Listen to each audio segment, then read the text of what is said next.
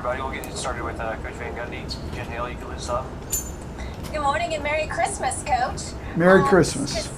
Thank you. Just speaking with Spo, Jimmy Butler's a go. Is everybody intact? Your starting lineup the same today? And what matchups do you like? Everybody's a go today, and we'll find out which matchups we like when we get in the game.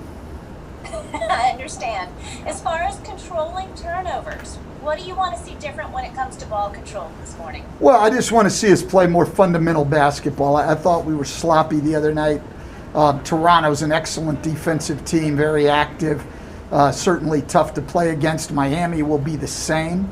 And, when you're playing against really good, hard-playing defensive teams, you've got to be more fundamental. You've got to be stronger with the ball. You've got to make better decisions. And so hopefully we'll do a better job of that today. Thanks, Coach. Coach, Merry Christmas. Obviously, this is a big day for the NBA. What does it say about the organization that you're actually playing on Christmas Day as far as the perception around the league? Well, I think our players are excited about it, and obviously I think there's fans around the league excited about our young players. So I think that's why we're on the schedule today. Coach, you mentioned fundamentals as far as in sloppiness. I'm just curious as to how difficult that's going to be to kind of correct that right now because of the lack of practice time that you're going to have in the really going throughout the league because you're basically playing every other day. Yeah, look, I mean, it's just going to require a great deal of focus in everything you do, every repetition you take. And, games are practice too. I mean, you should be getting better as games go on if you have a focus. So, yeah, while all of us, I'm no different than any other coach, all of us would probably like to get more practice time. It's not there. And so you've got to get better in games. You've got to get better in your walkthroughs. You got to get better in everything you do. Hey Stan, Christian Clark with Nolan.com. I know you and Eric go way back. Just how crazy is it you guys going up against each other on Christmas Day from team? Yeah, I think it's even harder on Eric, to be quite honest, today, even though he's at home and we'll see his family later. He's got young kids, and, Christmas is always a lot of fun with young kids. So, he missed Christmas morning. He'll get Christmas evening. I'm just really happy for him and where he's at. I mean, he's not only had a great career, now he's got a great family and is in a really good place. He's a great person. I'm really happy for him. Hey Stan, it's Tim Reynolds. Good morning and Merry Christmas. I'm curious, I meant to ask you this the other night too. You've been around your group now for a few weeks. What did you miss the most about this? I mean, I know these are unusual times. What did you miss the most just about coaching and teaching and all that again? Well, that's it. I missed the teaching. I missed getting out there and teaching, trying to put things together, trying to help people get better, trying to make our team better. We haven't even, it's crazy, we haven't even been together 3 weeks yet. So, we're really a short time into this. We started practice December the 6th.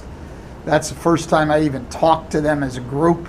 And here we are 19 days later playing a game on Christmas Day. So it's been a short amount of time, but it's been enjoyable to be out teaching, and we've got a great group, high character people who work very hard, and it's been fun. Thank you, Sam. Hey, it's Andrew from ESPN.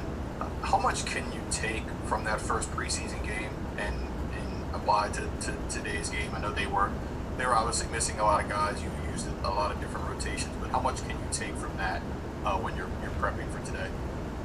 Almost nothing, Andrew. Yeah, first preseason game is a whole different animal. You're just looking at some things and everything else. They didn't have Butler or Dragic, two of their top players. We didn't have Bledsoe or J.J. Redick. I really can't take much of anything out of that game. What's up, Coach? This is Will Guillory. You obviously, connecting to Christian's question earlier, you spent a lot of time in Miami. What do you think it is about this organization that's allowed them to sustain success as long as they have, and how much do you to apply some of that stuff here in New Orleans?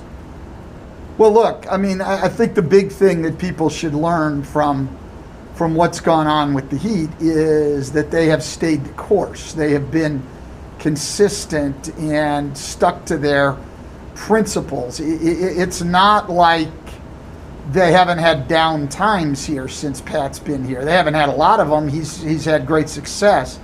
But, you know, they had down times. They had a couple of really, really tough years, you know, before Dwayne came and stuff. And, you know, those were difficult years. And then what people forget is, you know, they had missed the playoffs 3 of the 5 years before they went to the finals this past year. So it's not like they haven't had some down times. And I think a lot of teams, a lot of organizations overreact to those times and panic and make changes and everything else. They stayed the course.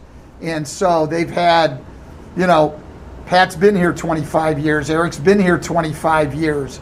There's a lot of people. Andy Ellisberg's been here 25 years. You know, they've stayed the course. They know what they're doing. They believe in what they're doing, and momentary setbacks have not deterred them. Hey, Coach, it's David Grove from the Bird Rights. How advantageous or how much do you embrace the challenge of having these types of teams to start the season with the Toronto, Miami, and San Antonio? Teams that are very disciplined, teams that come from very good structures with their head coaches. Does that help you in identifying weaknesses for your team, identifying strengths, and to have these types of opponents early in the season? Well, there's no question. I mean, you know, I could say that about almost every game, but certainly when you play people the quality of what we're playing early and how well coached they are, you know, it certainly identifies what you need to do, what you need to work on, and where I'm not, you know, areas that I am not sufficiently addressing and need to do. So, yeah, you always learn a lot every game you play, and these games are helpful in the long term. All right, thank you very much, Coach. Thanks.